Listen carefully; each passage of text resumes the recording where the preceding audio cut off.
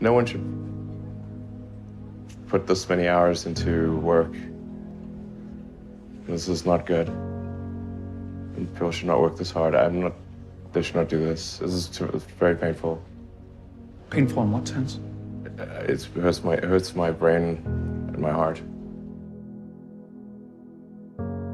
Particularly if you're starting a company, you need to work super hard. So what does super hard mean? Well, when my brother and I were starting our first company, instead of getting an apartment, we just rented a small office and we slept on the couch. And we showered at the YMCA, and we're so hot up we had just one computer. So the website was up during the day, and I was coding at night, 7 days a week, all the time. And I sort of briefly had a girlfriend in that period, and in order to be with me, she had to sleep in the office. So work hard, like, I mean, every waking hour. That's the thing I would say, particularly if you're starting a company. And I mean, if you do simple math, you say like, okay, if somebody else is working 50 hours and you're working 100, you'll get twice as much done in the course of a year as the other company. Just work like hell. I mean, you just have to put in, 80 to 100 hour weeks every week. And It's then a lot of work. all those things improve the odds of success. I mean, if other people are putting in 40-hour work weeks and you're putting in 100-hour work weeks, then even if you're doing the same thing, you know that in 1 year you will achieve what they achieve. You will achieve in 4 months what it takes them a year to achieve. What was your biggest failure, and how did it change you? We almost did die at SpaceX, actually. So I budgeted for 3 flights. I mean, technically, I did have a plan where I had the money from PayPal. I had like about 180 million from PayPal. And I thought, I'll allocate half of that to SpaceX and Tesla and Solar City, and that should be fine. I'll have 90 million. Like, it's just lots, But then what happened is things cost more and took longer than I thought. So I had a choice of either put the rest of the money in or the companies are going to die. And it's like, so I ended up putting all the money in and borrowing money for rent from friends. 2008 was brutal. 2008 we had the 3rd consecutive failure of the Falcon 1 rocket for SpaceX. Tesla almost went bankrupt. We closed our financing round 6 p.m. Christmas Eve 2008. It was the last hour of the last day that it was possible. We would have gone bankrupt 2 days after Christmas otherwise.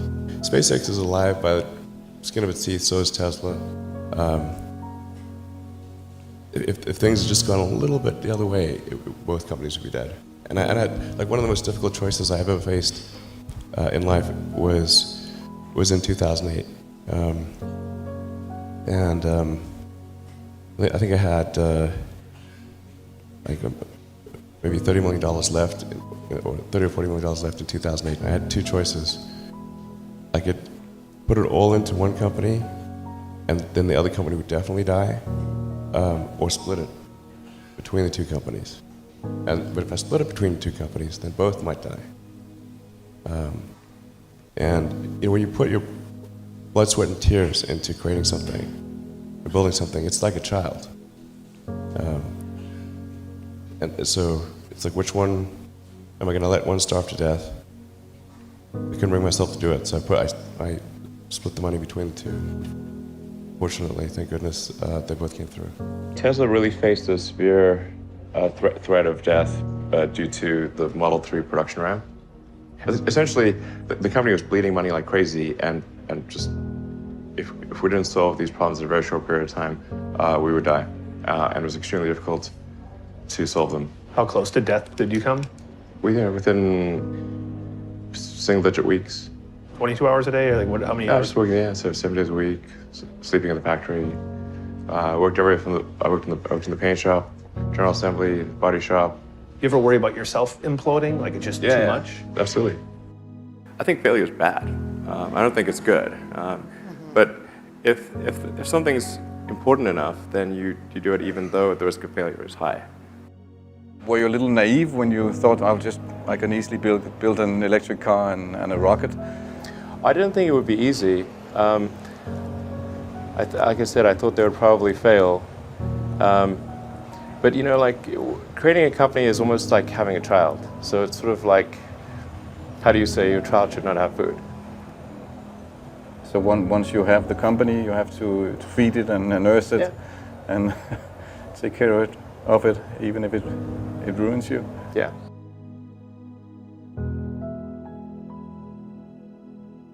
But suppose there were some tough times in 2008, end of 2008. How did you get through that period of crisis? Yeah. Can we just break for a second? Sure, of course. Yeah. You want to wait a little while? Man, I sure hope it was worth it. Sure hope so. Pardon me? Sure hope it was worth it. Well, there's a ton of failures along the way, that's for sure. Like I said, as I said, for SpaceX, the first 3 launches failed. And we're just barely able to scrape together enough parts and money to do the 4th launch. If that 4th launch had failed, we would have been dead. So multiple failures along the way. I tried very hard to get the right expertise in for SpaceX. I tried hard to find a great chief engineer for the rocket, but the good chief engineers wouldn't join, and the bad ones, well, there was no point in hiring them. So I ended up being chief engineer of the rocket. So if I could have found somebody better, then we would have maybe had less than 3 failures. When you had that 3rd failure in a row, did you think, I need to pack this in? Never. Why not? I don't ever give up. I mean, I'd have to be dead or completely incapacitated. You know, there are American heroes who don't like this idea. Neil Armstrong, Gene Cernan have both testified against commercial spaceflight and the way that you're developing it, and I wonder what you think of that. I was very sad to see that, because those guys are, those guys are heroes of mine, so it's really tough.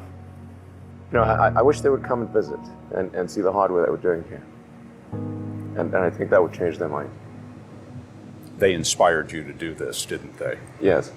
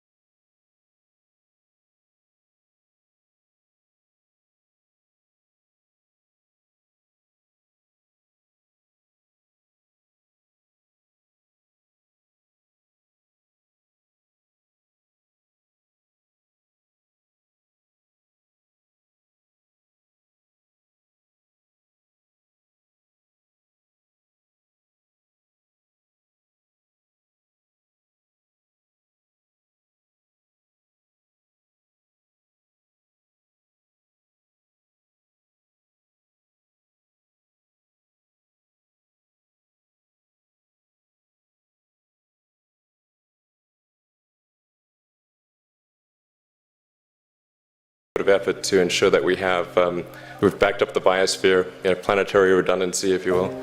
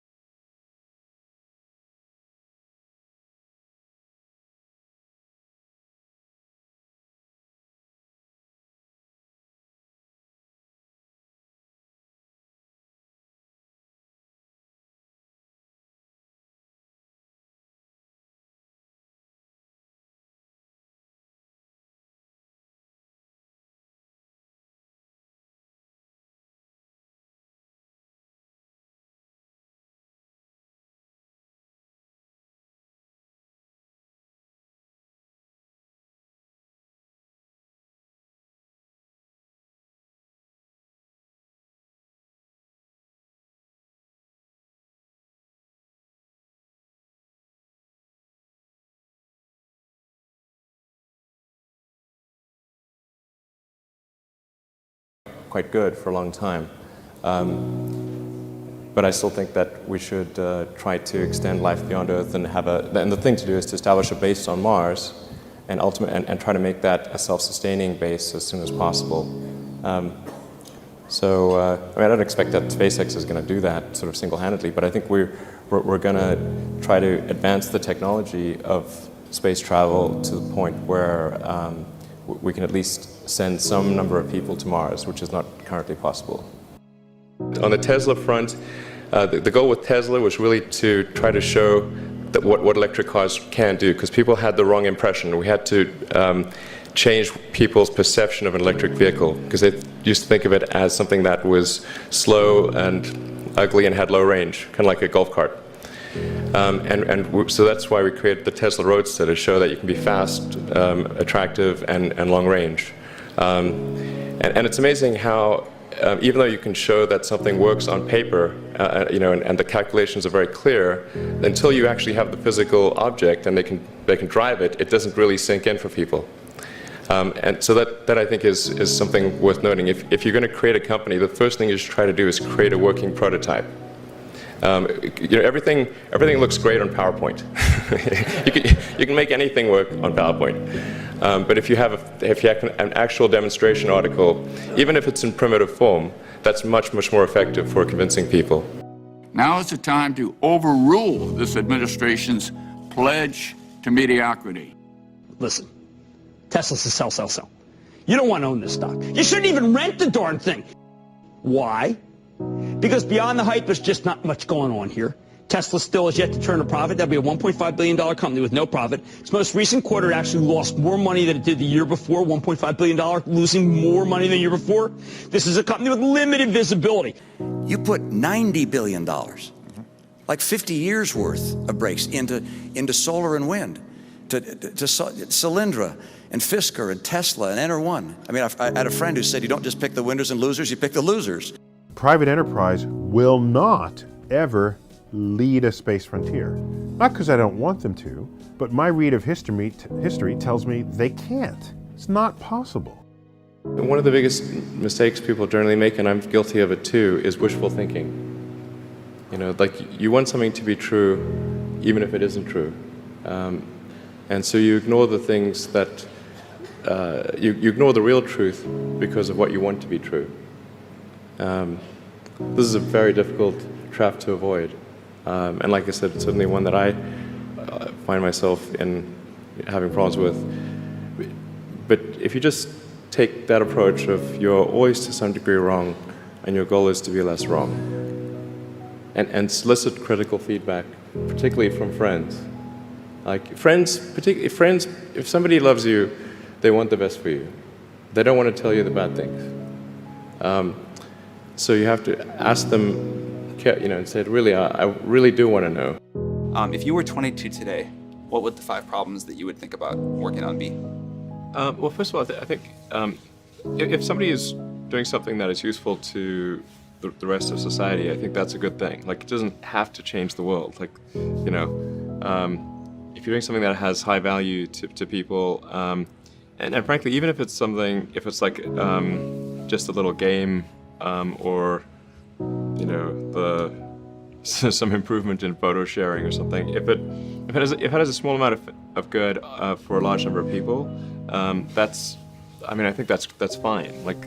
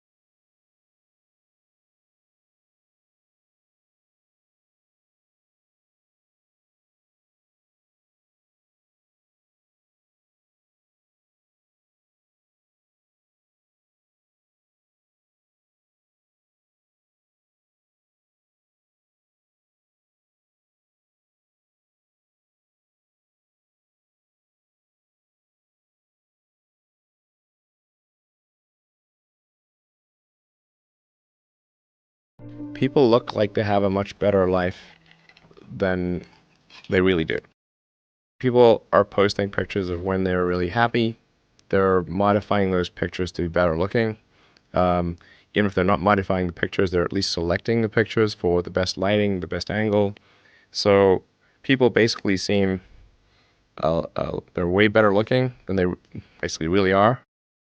And they're way happier seeming than they really are. So if you look at everyone on Instagram, you might think, man, there are all these happy, beautiful people, and I'm not that good looking, and I'm not happy. So I must suck, and that's gonna make people sad. When in fact, those people you think are super happy, actually not that happy. Some of them are really depressed. They're very sad. Some of the happiest seeming people, actually some of the saddest people in reality. So I think things like that can make people quite sad. This may sound corny, but love is the answer. Wouldn't hurt to have more love in the world. I think people should be nicer to each other and give more credit to others, and don't assume that they're mean until they're actually mean. Just it's easy to demonize people. You're usually wrong about it. People are nicer than you think. Give people more credit. There's going to be some amount of failure, but you want your net useful output to be maximized. Failure is essentially irrelevant unless it is catastrophic. The final thing I would encourage you to do is, now is the time to take risk. As you get older, your obligations increase. And once you have a family, you start taking risk not just for yourself, but for your family as well. It gets much harder to do things that might not work out. So now is the time to do that before you have those obligations. So I would encourage you to take risks now. Do something bold. You won't regret it.